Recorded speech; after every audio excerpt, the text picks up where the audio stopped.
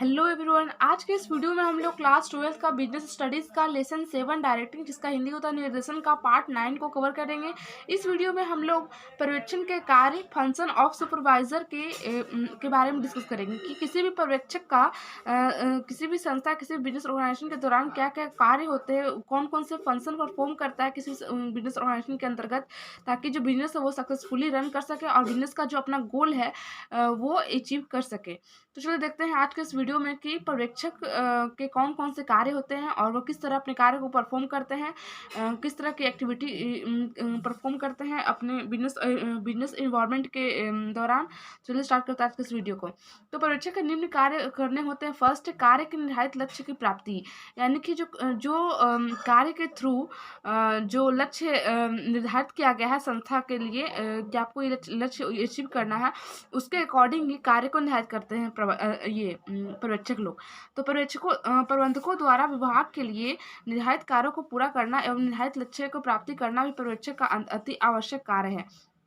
अर्थात जो पर्यवेक्षक होते हैं वह निर्धारित कार्यों को पूरा करते हैं और निर्धारित लक्ष्य को प्राप्ति करना भी पर्यवेक्षक का कार्य होता है। अतः उसे व्यवसाय को उपलब्ध साधनों का उचित दिशा में उपयोग करना पड़ता है, यानी कि जो व्यवसाय के जितने भी रिसोर्स है उनको इस प्रकार से अच्छी तरह से यूटिलाइज करना पड़ता है जिससे कि उससे ज़्यादा बेनिफिट हमको प्राप्त हो और जो संस्था का जो बिजनेस है वो सक्सेसफुली रन कर सके मार्केट में।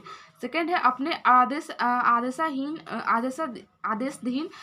विभागीय कार्यों पर नियंत्रण, यानी कि जो पर्यवेक्षक होता है उसके अंतर्गत जो वर्कर्स लोग कार्य कर रहे होते हैं और जितने विभाग जितने भी डिपार्टमेंट उन पर एक अच्छी तरह से कंट्रोल बनाए रखना ही पर्यवेक्षक कार्य होता है। अपने विभाग के अंदर काम करने वाले कर्मचारियों एवं कार्य दोनों पर्यवेक्षक का पूर्ण नियंत्रण होता है। कहने का मतलब जो उसके विभाग के अंतर्गत कार्य होते हैं, जितने भी वर्कर्स होते हैं और उनका जितना प्रकार का फंक्शन होता है हर एक पर वो पूर्ण नियंत्रण रखते हैं पर्यवेक्षक लोग। एक और वह अपने अधीन कर्मचारियों की उपस्थिति कार्य के प्रति उनकी दिलचस्पी और उनके व्यवहार संबंधी सूचनाओं के आधार पर यदि आवश्यक हो तो सुधारात्मक कार्रवाई करता है। कहने का मतलब है कि किसी भी कर्मचारी को अपने काम के प्रति इंटरेस्ट है अथवा नहीं, उनके व्यवहार के संबंधी और सूचनाओं के प्रति बहुत तरह का जो प्रॉब्लम है उसको सोल्यूशन में ढूंढते उसको प्रोवाइड करता है कर्मचारी लोग का, और बहुत तरह से वो उसको हेल्प भी करता है कर्मचारियों को। दूसरी ओर वास्तविक कार्य के प्रभावित कार्य को तुलना करके विचलन मालूम करता है और उसे दूर करके उपाय करता है।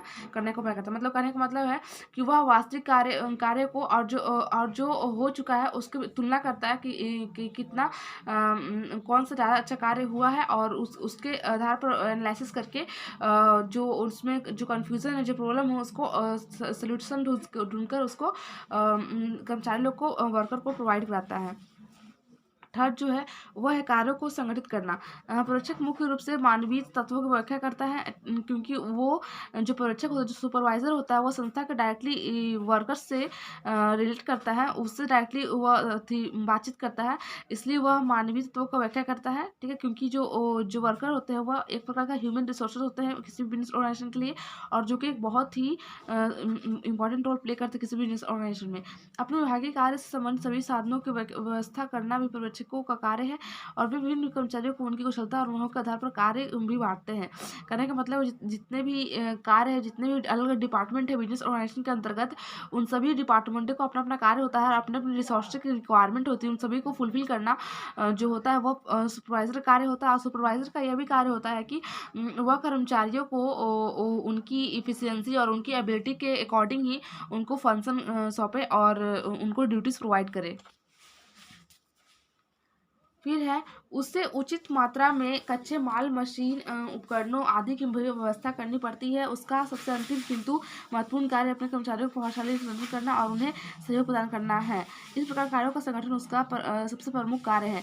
कहने का मतलब है उसको कितना रॉ मटेरियल चाहिए बिजनेस ऑर्गेनाइजेशन में, कितना कौन कौन सी मशीन चाहिए, कौन कौन से इक्विपमेंट्स लेंगे, एक्सेट्रा इस सब की व्यवस्था कौन करता है, सुपरवाइजर करता है। क्योंकि जो टॉप लेवल का जो मैनेजर होता है वो तो सिर्फ लक्ष्य को मतलब नियत करता है और वो मतलब ऑर्डर देता है, और जो पर्यवेक्षक है वही वर्कर्स से डायरेक्टली रिलेट करता है और उनसे वो कार्य कराता है। उसका सबसे अंतिम बिंदु अपने अंतिम किंतु महत्वपूर्ण कार्य अपने कर्मचारियों को प्रभावशाली से नियमित करने का मतलब है कि अपने कर्मचारियों को इस प्रकार वह इफेक्टिवली और एफिशिएंटली बिहेवियर के थ्रू डील करता है, ताकि वो अच्छी तरह से कार्य कर सके, और उनको हेल्प भी प्रोवाइड करता है ताकि वो अपने कार्य को अच्छी तरह से कर सके और उनको भी रुचि मिल सके कार्य में, और जिससे कि बिजनेस ऑर्गेनाइजेशन का जो गोल है वो अचीव हो सके। 4 है प्रेरणा संबंधी कार्य। पर्यवेक्षक अपने अधीन कर्मचारियों को सुपुर्द किए गए कार्यों को कुशलतापूर्वक पूर्ण करने के लिए प्रेरित करते हैं, ताकि वो व्यावसायिक लक्ष्यों को प्राप्ति हो सके। कहने का मतलब है कि वो जो पर्यवेक्षक होता है, जो सुपरवाइजर होते हैं, वो वर्कर्स को हर समय एनी टाइम उनको मोटिवेट करते रहते हैं, ताकि वो अपने कार्य को इंटरेस्ट लेकर कर सके और जो बिजनेस ऑर्गेनाइजेशन जो गोल है वो अचीव कर सके। पर्यवेक्षक कर्मचारियों के को अभिप्रेत करने के साथ उनमें संस्था के प्रति सद्भावना भी पैदा करते हैं। कहने का मतलब है कि जो पर्यवेक्षक होते हैं, जो सुपरवाइजर होते हैं, वो कर्मचारियों को तो मोटिवेट करते ही करते हैं, उसके साथ साथ प्लस में जो बिजनेस ऑर्गेनाइजेशन के प्रति जो उनकी सद्भावना है वो भी जागृत करते हैं। फिर 5वां पॉइंट है विभागीय सूचनाओं को एकत्र करना, सुरक्षित कर रखना और रिपोर्ट तैयार करना।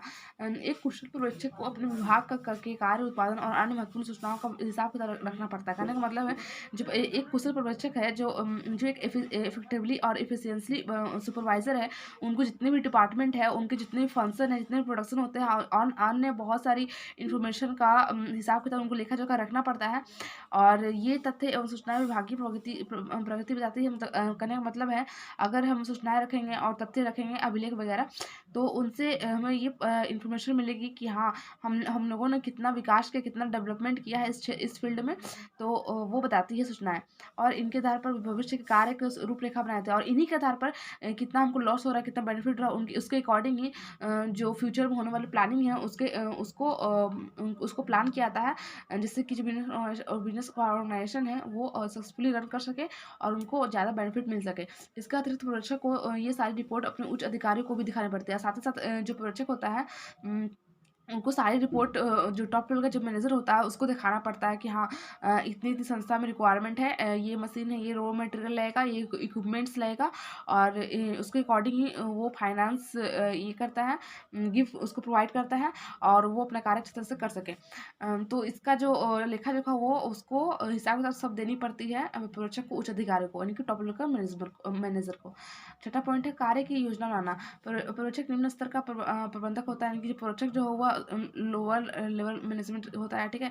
इसलिए उसके लिए आवश्यक है कि वह विभागीय संबंधी कार्यों का अध्ययन एवं विश्लेषण करे, एवं यह निश्चित करे कि उसके विभाग का दैनिक और साप्ताहिक कार्य कितना होगा, उसे किन कर्मचारियों द्वारा कैसे और कब किया जाना चाहिए। मतलब वो सुनिश्चित करता है कि कौन कौन से कर्मचारी और किस प्रकार वो काम को करेंगे। उसे इस बात को भी ध्यान रखनी पड़ती है, कार्य के लिए आवश्यक मशीनों, उपकरणों, साजे सामान, कच्चे माल की आवश्यकता किस प्रकार करनी पड़ेगी उसको, और विभिन्न कार्यों को क्रम और उनकी प्राथमिकता निश्चित करना भी पर्यवेक्षक कार्य होता है, यानी कि किस प्रकार एक काम जो है वो स्टेप बाय स्टेप हो, और जो उसकी निश्चित थी है रिक्वायरमेंट है, उसको किस प्रकार फुलफिल किया जाए, और जो उनकी मशीनों हैं, उपकरण है, साथ सामान है, और बहुत सारे इक्विपमेंट्स है, वो कहाँ कहाँ से प्रोवाइड किए जाएँ, वो सब का जो काम है वो पर्यवेक्षक ही करता है। इस प्रकार हम कह सकते हैं कि जो पर्यवेक्षक होता है वो किसी भी बिजनेस ऑर्गेनाइजेशन में अपना इंपॉर्टेंट रोल प्ले करता है, और उसके बिना बिजनेस ऑर्गेनाइजेशन को सक्सेसफुली रन कर पाना बहुत ही मुश्किल बात है, वो इम्पॉसिबल के समान है, क्योंकि जो पर्यवेक्षक ही होता है जो वर्कर्स से मतलब डायरेक्टली संपर्क में रहता है, और वो उसके जो प्रॉब्लम्स है वो सब कुछ वो समझता है, और उसके अकॉर्डिंग ही वो जो सूचना है वो टॉप लेवल के मैनेजर तक पहुँचाता है और उनका समाधान करता है। तो इस प्रकार जो पर्यवेक्षक है उसका बहुत महत्वपूर्ण भूमिका होता है किसी बिजनेस ऑर्गेनाइजेशन के दौरान। आई होप आप लोगों को वीडियो अच्छी लगी होगी। Thank you so much watching this video. अगर आप लोग को ऐसी इंपॉर्टेंट वीडियो और चाहिए तो आप लोग कमेंट करके हमको जरूर बता सकते हैं। Thank you so much watching this video.